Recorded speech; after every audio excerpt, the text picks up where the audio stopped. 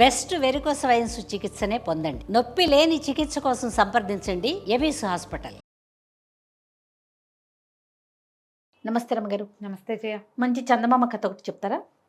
మామూలుగా ఎవరైనా ఒకళ్ళు వచ్చి దేవుడో దేవదూతో గంధర్వుడక్షుడు కిన్నరులు కింపురుషులు ఎవరైనా వచ్చి నీకేం కావాలి, బాగా డబ్బులు కావాలా, మనశ్శాంతి కావాలా అంటే ఏం కోరుకుంటాం? మనశ్శాంతి రమ్మగారు, ఖచ్చితంగా. అంటే ఎప్పుడు మనశ్శాంతి కోరుకుంటాం జయ? మన దగ్గర సరిపడా డబ్బులుంటే మనశ్శాంతి కోరుకుంటాం. మనం డబ్బులు కటకట కటకట్లు ఆడిపోతాం. ఖచ్చితంగా డబ్బులేనండి, ఫస్ట్ ప్రయారిటీ దానికి కదా. మన దగ్గర డబ్బో దశకమో ఏదో మన లివింగ్ బాగున్నప్పుడు నెక్స్ట్ స్టెప్కి వెళ్తాం.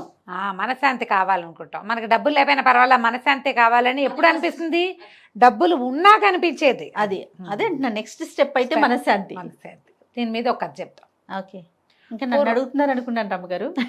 మీరేం కోరుకుంటారు చెప్పండి? నేనైనా మనశ్శాంతి కోరుకుంటాను ఇప్పుడు. అంతే, రైట్. పూర్వం అంట ఒక పల్లెటూరులో ఇద్దరు అన్నదమ్ములు ఉండేవాళ్ళు. తల్లిదండ్రి ఉన్నప్పుడు ఏదో కొంచెం సంపాదించారు. వీళ్ళకి కూరలు పండించుకునేందుకు ఒక చిన్న జాగా, ఓ చిన్న గుడిసె, ఒక 30 ఎకరమో 15 ఎకరమో పొలం, కాస్త ధాన్యం పండేందుకు, చెప్పులు కుట్టేవాళ్ళు. వాళ్ళు తల్లిదండ్రి గతించాక మెల్లిగా ఏదో 2 కూరలు పండించుకుంటూ కాస్త ధాన్యం పండించుకుంటూ ఆ చెప్పులు కుట్టుకుంటూ బతికేవాళ్ళు. రూపాయి ఎక్కడి నుంచి వస్తుంది? చెప్పుల మీద వచ్చేది. అయితే ఏమైంది, క్రమంగా వీళ్ళున్న ఊళ్ళోకి ఒక బ్రహ్మాండ నాయకుడు చెప్పులు చకచకా కుట్టేసేవాడు ఒకడు వచ్చాడు. వచ్చి వాడు దుకాణం పెట్టేసరికి జనం అంతా కొత్త చెప్పులు దుకాణం పెడితే అంతా అటే పోతారు. వీళ్ళ దగ్గరికి జనం తగ్గిపోయారు, చాలా పేదగా అయిపోయారు వీళ్ళు. ఆ కాయా కసురు వాటితోటే బతకాలంటే చెయ్యి ఆడట్లేదు. ఎటగో నానా బాధ పడేవాళ్ళు. అట్ట గడిచి వీళ్ళకి శీతాకాలం వచ్చింది. ఊళ్ళో అందరూ మంటలు వేసుకునేవాళ్ళు. భోగి మంటలు లాంటివి మంటలు వేసుకుని కూర్చుంటారుగా. వీళ్ళకి మంటలకు కూడా చెట్లు లేవు. ఏదైనా ఉండాలిగా 2 ఇవేమైనా పుల్లలో ఏవో. అయితే తమ్ముడు అన్నాడు, అన్నయ్య ఇటు మన ఇంటిపై ఉన్న మైదానంలో చెట్లన్నీ కొట్టేశారు. కాకపోతే చెట్లు కొట్టేస్తే చెట్టు కింద పెద్ద వేరు ఉంటుంది కదా, ఆ వేరు భాగం ఉండిపోయింది, అది ఎండిపోయింది. ఆ వేరు పీక్కొచ్చి అది అంటించుకుందాము, చలికుండా ఉంటుంది ఆ మొద్దు అన్నాడు. పెద్ద చెట్లకి వేళ్ల భాగాలు కూడా ఇంత లావున ఉంటాయి కదా. సరే వీళ్ళిద్దరు ఏం చేశారు, ఆ మైదానం మీదకు పోయి ఆ వేరు ఇట కొసలు తేలి ఉన్నటువంటి వేరు భాగాన్ని బాగా తవ్వి దాన్ని ఈడ్చుకొచ్చారు. నేలంతా డ్రైగా ఉంది చలికి. ఈడ్చుకొచ్చారు. ఈడ్చుకొచ్చి వీళ్ళు పొయ్యిలో కుంపట్లో వేసిన నిప్పు తెచ్చి ఇది వెలిగించారు. వెలిగిస్తే మెల్లిగా అది కాలటం మొదలుపెట్టింది. ఆ వేళ్ల భాగాలు సన్నగా ఉన్న భాగాలు ముందు కాలుతాయి కదా, అన్నీ కాలి మొద్దు అంటుకునేసారు కల్లా. ఏమైంది, దానికి ఒక తొర్ర ఉంది ఆ వేరుకి ఓ పక్కన. ఆ తొర్ర భాగం ఓ పక్కకుండి మెత్తగా ఉన్న భాగాన్ని వెలిగించారు వీళ్ళు. ఆ తొర్రలోంచి ఒక కోయిల బయటకు వచ్చి కుహు కుహు అని అరిచింది. అరిచేసరికి తెల్లబేరు, ఏమిటిది ఇక్కడ ఆ వేరులో ఉంది పడుకున్నది. ఆ వేరు ఇట్లా పై భాగంలో ఉంది, వీళ్ళు కింద నుంచి తవ్వారు. అడుగున డ్రైగా ఉన్న మెత్తటి సన్నవేళ్ల భాగాలు అంటించారు. త్వరలోంచి బయటకు వచ్చాక అటు ఇటు చూసి, ఏమిటిది, ఏం కాలం బాబు అని అడిగింది. అడిగేసరికల్లా కోయిలతో ఈ అన్నదమ్ములు ఏం చెప్పారు, ఇది కార్తీక మాసం. దేని ఋతువు అని అడిగితే కార్తీక మాసం అనేసరికల్లా, అయ్యో అలాగా, వేడిగా ఉండేసరికి ఎండాకాలం వచ్చేసిందని కూసాను. మీరు మంట పెట్టారు కాబట్టి వేడి వచ్చినట్టు, వేడెక్కింది కదా దిమ్మ. అయ్యో నేను ఎండాకాలం దాకా తలదాచుకోవాలి నా బాబు, నన్ను ఎక్కడైనా ఉంచుకుంటారా అనేసరికల్లా వీళ్ళేమన్నారు, 4 ఈ తాటాకులు ఇవి ఉంటాయి కదా, కమ్మలు అవి దూర్చి ఉన్న చూరులో, ఈ చూరులో వెచ్చగా ఉంటుంది, అందులో పడుకో అని చెప్తే ఆ చూరులో పడుకుని నిద్రపోయింది కోయిల. అది ఈ కార్తీకం నుంచి మళ్ళా చైత్రమాసం వచ్చేదాకా అక్కడే పడుకుంది. చైత్రమాసం వచ్చాక లేచి బాబు నేను దేశాటనకి వెళ్ళిపోతాను, మళ్ళీ కలుస్తాను, మీకు ఏమన్నా తెచ్చిపెట్టుకున్నారా, ఏమైనా సహాయం చేయనా మీ వల్ల, ఆ త్వరలోంచి బయటకు వచ్చి నేను ఇంట్లో దాక్కున్నాను అన్నది. అనేసరికల్లా వాళ్ళ అన్నయ్య అన్నాడు, అమ్మ ఏం తెస్తావు మాకు, నువ్వు దేశం అంతా తిరుగుతావు కదా ఈ కూసుకుంటూ, ఎక్కడైనా ముత్యాలు కానీ రత్నాలు కానీ వజ్రాలు కానీ కనపడితే చెరుకోటి తెచ్చిపెట్టు, వాటితో అయినా మా బతుకు బాగుపడుతుందేమో అన్నాడు. అనేసరికల్లా ఈ కోయిలంది, దాందే ఉంది, నేను దేశం అంతా తిరుగుతాను, కానీ ఈ వజ్రాలు ముత్యాలు ఎక్కడుంటాయి అక్కడికి వెళ్ళను, నేను చెట్ల మీదకే వెళ్తా. కాకపోతే నేను వెళ్ళే చెట్లలో 2 విచిత్రమైన చెట్లు ఉన్నాయి. ఒక చెట్టు ఎప్పుడు పచ్చగానే ఉంటుంది. అది ఆకులు ఎండాక దాని ఆకులు మొదట బాగా పచ్చబడి ఆకులు ఎండాక పూర్తి బంగారంగా మారిపోతుంది ఆకు. ఓ ప్యూర్ గోల్డ్. పండి ఎండాలి, చెట్టు మీదే పండి చెట్టు మీదే ఎండి కింద రాలిన ఆకు బంగారపు ఆకుగా మారుతుంది. అది ఇంకో చెట్టు ఉంది, అది సంవత్సరం అంతా పచ్చగానే ఉంటుంది దాని ఆకు. ఆ చెట్టు ఎవరి దగ్గర ఉంటుందో ఆ ఆకు వాళ్ళకి చీకు చింత ఉండదు అనేసరికల్లా ఈ పెద్దన్న అన్నాడు, ఆ ఎండిపోయి రాలిపోయిన బంగారపు ఆకు ఒకటి తెచ్చిపెట్టమ్మా కోయిలమ్మ, నా బతుకు బాగుపడుతుంది అంటే తమ్ముడు అన్నాడు, ఆ పచ్చగా ఉండే ఆకు ఒకటి తేవా, చీకు చింత ఉండనన్నావు కదా, ఆ ఆకు పట్టుకురా అన్నాడు. కోయిలు వెళ్ళిపోయింది. ఎండాకాలం అంతా తిరిగి వానకారు వచ్చేసరికల్లా కోయిల తిరిగి వచ్చేసి వీళ్ళ సూట్లో దూరుతూ 2 ఆకులు పట్టుకొచ్చింది. ఒకటి బంగారపు ఆకు, రెండోది ఆకుపచ్చటి ఆకు. అది ఎన్ని తేగలదు, కోయిల ఎంత ఉంటుంది, అదో ఆకు ఇదో ఆకు ముక్కును కరుచుకుని తెచ్చింది. ఆ బంగారపు ఆకు పెద్దవాడికి ఇచ్చి పచ్చటాకు తమ్ముడికి ఇచ్చింది. ఎంత సంతోషించారో ఇద్దరు. అన్నయ్య అనుకున్నాడు ఆకును చూసుకుని, ఈ పిచ్చి వెధవా, ఇన్నాళ్ళు నాకు పట్టిన శని వదిలింది, అసలు నాకు పట్టిన శని వీడే. బంగారపు ఆకు వదిలిపెట్టి పిచ్చాకులు తెప్పించుకుంటాడా ఎవడైనా, ఇక వీడితో కలిసి ఉండకూడదు అనిపించేసింది. బంగారం చూసేసరికి, సంపద వచ్చేసరికి తన పక్కనున్న పేదవాడు దౌర్భాగ్యుడుగా కనపడతాడు మనుషులకి. వాడు సొంత తమ్ముడైనా సరే వాడితో ఉంటే మనకి దౌర్భాగ్యం అంటుతుంది, వాడిని వదిలించేసుకోవాలనిపిస్తుంది. లోకంలో అందరినీ ఇలాంటి వాళ్ళనే చూస్తున్నాం. తమ్ముడిని పైకి తీసుకొద్దాం, ఈ బంగారపాకు తమ్ముడికి ఇద్దాం అనిపిస్తుందా ఏ అన్నకైనా. అతను విడిగా వెళ్ళిపోయాడు. ఆ బంగారపాకు వచ్చిన వేళ విశేషం వీడి దగ్గర చేరిందని తెలియంగానే అతను ఎప్పటి నుంచో ఒక అవతలింటి అమ్మాయిని ఇష్టపడుతున్నాడు. ఆ పిల్ల పెళ్ళికి ఒప్పుకోవాలి, వీళ్ళ దగ్గర లేవని. ఆ అమ్మాయి కాస్త నేను పెళ్లి చేసుకుంటానని చెప్పుల షాప్ ఒకటి పెట్టాడు చూడు, వాడు వీడికి పార్ట్నర్షిప్ ఇచ్చాడు, వీడి దగ్గర బంగారం చేరింది కాబట్టి. అన్నయ్య కూడా వెళ్ళిపోయేసరికల్లా ఈ తమ్ముడి పని ఇంకా అధ్వాన్నం అయిపోయింది. ఇంకా అధ్వాన్నం. వాడు మైదానం మీద దుంపలు తవ్వుకుంటూ పువ్వులు అవి కోసుకుని తింటూ అలాగే ఉండేవాడు. కానీ హాయిగా ఉండేవాడు, చీకు చింత లేదు. తనకేమీ లేవు, అన్నయ్య వెళ్ళిపోయాడన్న బెంగ కూడా లేదు వాడికి, ఏ బెంగ లేదు. ప్రాణం హాయిగా ఉండేది. ఆ మైదానంలో పడి తిరుగుతూ ఆకలేసినప్పుడు ఏ కాయో ఏ కసరో కోసుకుని తింటూ ఆ తిన్నదానికి సంతోషిస్తూ నదీ తీరంలో తిరుగుతూ ఉండేవాడు. అయితే ఏమైందట, ఆ కాలంలో అక్కడున్న ఒక జాగీర్దార్ గారు, ఆయనకి ఏదో సమస్య వచ్చింది. ఆ జాగీర్లో కొంతమంది తిరుగుబాటు చేశారు. వాళ్ళ తమ్ముడు ఆస్తి పంచుకుపోయాడు. ఆయన ఎప్పుడు దుమదుమలాడుతూ రొసరొసలాడుతూ చేతికంతిని విసిరి కొడుతూ ఎవరైనా ఏదైనా అడిగితే వాళ్ళ మొహం పగల కొడుతూ ఎంత దుమదుమలాడుతూ ఉండేవాడు.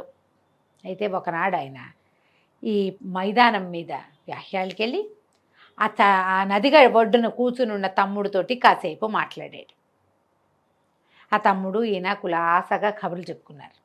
ఇంటికి వచ్చిన జాగీర్దార్ గారు వస్తున్న దారిలో సైనికులందరినీ నవ్వుతూ మాట్లాడిచ్చాడు, అందరినీ పలకరించాడు, కడుపు నిండా అన్నం తిన్నాడు. ఒక్క మాట మాట్లాడలా, ఎవరిని ఏమనలా. ఇదేంటి ఈయన ఇలా దేవుళ్ళ అయిపోయాడు?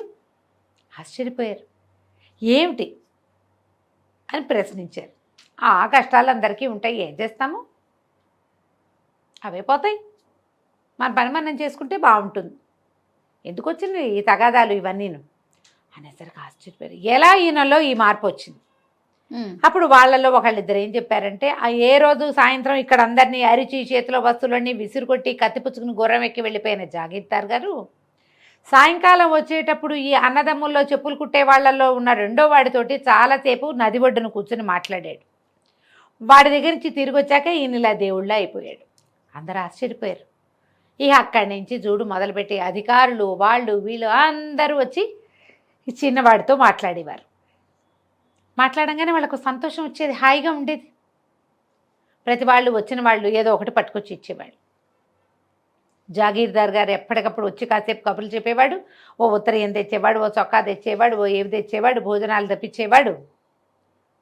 మెల్లిగా చిన్నవాడి పని బాగుపడింది. అతనికి ఎవరో ఒకళ్ళది ఏదో ఒక రాజోద్యోగిలాగా ఉండేవాడు. అతను అన్నీ వచ్చేస్తాయి, ఏ అధికారం వస్తే ఆ అధికారానికి సంబంధించిన వస్తువులన్నీ ఇతని దగ్గరకు వచ్చేసేవి. హాయిగా కులాసాగా ధ్యామని ఉండేవాడు. మామూలుగా లేదు వాడి పని. అతను వేసుకునే బట్టలు, వేసుకునే చెప్పులు, ఏ ఏ డిపార్ట్మెంట్ వాళ్ళు వస్తే ఆ వస్తువులు ఇచ్చేసి, అతను కూడా ఒక రాజోద్యోగులాగా కనపడేవాళ్ళు. వీళ్ళంతా చాలా స్థిమితంగా హాయిగా ఉన్నారు. క్రమంగా ఈ జాగీర్దార్ గారి బావమరిది రాజుగారి దగ్గర వజీర్గా ఉన్నాడు. ఆయనకి తెలిసింది, వజీర్ రాజుగారికి సుల్తాన్ గారు చాలా పెద్ద సమస్యలో ఉన్నాడు. పెద్దరాజు గారు అసలు మామూలుగా లేదు, తిరుగుబాటు జరుగుతోంది వాళ్ళ దగ్గర. ఎప్పుడు కొట్టుకు చచ్చిపోతున్నారు, నిరంతరము కొట్లాటలే. సభ తీర్చారంటే సగం మంది కత్తులు కటార్లు పుచ్చుకునేవాళ్ళు. ఏం చేయాలో తెలియదు. సరే, ఆయన ఏమనుకున్నాడు, ఈ చెప్పులు కుట్టే అతన్ని పిలవాలనుకున్నాడు. కబురు చేశాడు, ఈ అబ్బాయి ఇచ్చాడు. ఈ లోపల 4 సంవత్సరాలు గడిచింది. కోయిల 4 సార్లు ఆకులు తెచ్చిపెట్టింది ఇతనికి. బంగారపాకులు అన్నయ్యకి వెళ్తున్నాయి, అన్నయ్య సంపద పెరిగింది. ఈ చీకు చింత లేని వాడికి పచ్చటాకులు చేరుతున్నాయి. ఇతను ఏం చేశాడు, ఈ తమ్ముడు తన దగ్గర ఉన్న పాత కంబళిలో ఈ ఆకుల్ని 4 ఆకుల్ని పచ్చటాకుల్ని పెట్టి అటు ఇటు కుట్టేసి దాన్ని భుజాన వేసుకుని తిరిగేవాడు. అతను ఎక్కడికి వెళ్తే అక్కడ హాయిగా ఉండేది. ఎవరికి కొట్లాట్లు ఉండేవి కాదు, ఎవరు తిరగబడేవాళ్ళు కాదు. మంచి మాట చెప్తే వినేవాళ్ళు, కలిసి భోజనం చేసేవాళ్ళు, సాయిదా ఫాయిదాగా పోయేవాళ్ళు అందరూ. అక్కడి నుంచి రాజోద్యోగి ఇతను రాజుగారి దగ్గరికి చేరాడు. ఇతను ఆస్థానంలోకి వెళ్ళంగానే అంతా గొడవ సద్దుమణిపోయేది. ఒక్కొక్కళ్ళు అడిగేవాళ్ళు, ఇంత మంచి బట్టలు వేసుకున్నారు, చక్కటి చెప్పులు, మంచి నగలు, ఆ కంబళి ఏమిటండి అంటే, ఉన్నియండి, ఈ కంబళి నా పాత జీవితాన్ని నాకు గుర్తు చేస్తుంది, నేను ఎక్కడి నుంచి వచ్చానో నాకు జ్ఞాపకం చేస్తుంది, ఈ కంబళి నా భుజం మీద ఉండటమే మంచిది అలాగని చెప్పేవాడు. రాజుగారి దగ్గర బ్రహ్మాండమైన ఇల్లు ఇచ్చారు ఇతనికి. పూర్తిగా చిన్న రాజుగారిలాగా నడుస్తోంది తమ్ముడి కథ. ఒకనాడు ఏమైందట, ఈ తమ్ముడికి ఇంత ప్రభ వచ్చేసిందని అన్నయ్యకి తెలిసింది. బంగారం చేరిన ఎవరి దగ్గర ఆస్తులు చేరతాయో వాడికి గ్రీడ్ పెరుగుతుంది. ఈర్ష్య, అసూయ. మనకే ఉండాలి, వాడికి ఉండకూడదు, మనమే ఇంకా గ్రాండ్గా ఉండాలి అలా అనిపిస్తుంది. భార్యతోటి ఏం చెప్పాడంటే, మా ఏదో 4 పిచ్చాకులు సంపాదించిన వాడికే ఇంత పేరు వస్తే నాకెంత రావాలి, బంగారాకులు సంపాదించిన వాడికి. నేను రాజుగారి దగ్గరికి వెళ్ళి ఇంకా గొప్ప పేరు సంపాదించుకుంటా, పద వెళ్దాం మనం అని భార్యను పుచ్చుకుని బయలుదేరాడు. వీళ్ళు బోల్డని సామాన్లు గీమాన్లు అన్నీ తెచ్చుకున్నారు. ఒక దారి వెంబడికి వెళ్తున్నారు. వాళ్ళు ఎక్కడికో మాయం వెళ్ళిపోయారు కదా. తమ్ముడికేమో రాజుగారి ఆస్థానం నుంచి గుర్రాలు అవి వచ్చినాయి. అన్నయ్యకి ఏం రాలే, తనే సొంత కత్తు మీద, సొంత పూచి కత్తు మీద బయలుదేరాడు. ముందుకెళ్ళే కొంతకి తీసుకెళ్ళిన ఆహారం అయిపోయింది. కటకట్లాడుతున్నారు తిండికి. ఏ పూట కాపూట వెతుకులాటగా ఉంది, డబ్బులున్నాయి. అయితే ఏమైంది, ఒక అడవిలో ఒక చోట విశ్రమించారు వీళ్ళు. విశ్రమిస్తే వీళ్ళకి ఒక ఆవిడ, ఒక చక్కటి ఆవిడ బుట్టతోటి ఆహారం తెస్తూ కనపడింది. ఎవరు ఏమిటి అని పలకరించారు. నేను రాజుగారి దగ్గరికి వెళ్తున్నాను బాబు, ఏవో కొన్ని ఆహార పదార్థాలు తీసుకెళ్తున్నాను, మీరు కూడా ఏమన్నా రుచి చూస్తారేమిటి అని పెట్టి తిన్నారు. అక్కడి నుంచి వేడి వేడి పాయసం ఉంది, ఈ పాయసం పుచ్చుకోండి, ఆహారం పూర్తవుతుందని ఈ రొట్టెలు కూర అన్నము కాకుండా చెరుకో కప్పు పాయసం పోసిచ్చింది. పాయసం తాగి ఇద్దరు ఒళ్ళు తెలియకుండా పడుకునేశారు భార్యాభర్త. అందులో మత్తు మందు కలిపింది. ఈవిడేం చేసింది, ఫుల్గా లూటీ చేసేసింది వీళ్ళని. వీళ్ళ దగ్గర వస్తువులు ఉన్నాయి ఈవిడ, ఎందుకంటే డబ్బు కలిగి ఉన్నాడు అతను. చెప్పులతో సహా లాగేసింది, అన్నీ బుట్టలో సర్దేసింది. ఏ బుట్టలో ఆహారం తెచ్చిందో అందులో వీళ్ళ వస్తువులన్నీ సర్దేసింది. ఇంతలో ఏమైంది, ఆవిడ కొడుకు వచ్చాడు, ఒక 10-12 ఏళ్ళ వాడు. వాడిని అడిగింది, ఏరా ఊళ్ళో ఏం దొరికిందిరా అబ్బాయి నీకు, ఇక్కడ వీళ్ళు దొరికారు, వీళ్ళని లూటీ చేసేసాను, ఏం దొరికిందంటే, అమ్మాయి ఏం దొరకలేదే, ఈ రాజుగారి భవనం పక్క నుంచి వెళ్తుంటే ఎవరో కిటికీలోంచి ఒక కంబళి బారేశారు, సరే కంబళి వెచ్చగా ఉంటుంది కదా అని అది పుచ్చుకొచ్చాను అన్నాడు. ఈవిడేం చేసిన, పాత కంబళి మనకెందుకురా, వీళ్ళ దగ్గర నుంచి అన్నీ లాగేసాం, వీళ్ళ మొహాన్ని బారేద్దాం దీన్నని ఆ కంబళి ఎత్తి ఈ అన్నయ్య మీద విసిరేసి బుట్ట ఎత్తి పుచ్చుకొని కొడుకు ఆవిడ వెళ్ళిపోయారు.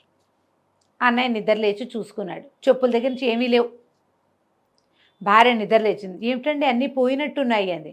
ఆ పోతే పోయినాయి లేవే, పోతే పోయినాయి, అసలు ఇంత దూరం ఎందుకు వచ్చాం మనం, పెద్ద డబ్బు కోసమా, పేరు కోసమా, లేకపోతే ఏమైంది, చూడు అడవి ఎంత బాగుందో, పచ్చగా చక్కగా చిన్న కుటీరం వేసుకుని హాయిగా ఉందాం ఇక్కడే, మన ఊరు వెళ్ళొద్దు, రాజుగారి ఊరు వెళ్ళదు, మనకెందుకు అవన్నీ, మన ఊరిలో కూడా ఏముంది సుఖం, ఎప్పుడు పని, ఇక్కడైతే హాయిగా ఉండొచ్చు, కట్టెలు కొట్టి తెస్తా, చక్కగా వంట ఉండదు కానీ, ఏగో పళ్ళున్నాయి, కాయలున్నాయి, ఒక గుప్పెడు ఒక చారెడు నేల దున్ని ధాన్యం పడేసుకున్నామంటే బోళ్ళంత పంట, హాయిగా ఉందామన్నారు.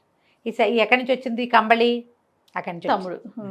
అయితే ఏమైంది, తమ్ముడి దగ్గర రాజుగారు పొద్దున్నే ఆయన నిద్ర లేచి ఈయన్ని పిలుచుకురమ్మన్నారు. పిలుచుకురమ్మనేసరికల్లా తమ్ముడు అప్పుడే నిద్ర లేచాడు. చూసుకుంటే నా కంబళి ఏదంటే లేదు, కంబళి పోయింది అని తెలియగానే ఈయనకి భయం వేయటం మొదలుపెట్టింది. ఏం జరుగుతుంది తమ్ముడికి ఎందుకు పిలిచారు నన్ను ఏం చేయబోతారో అని భయం.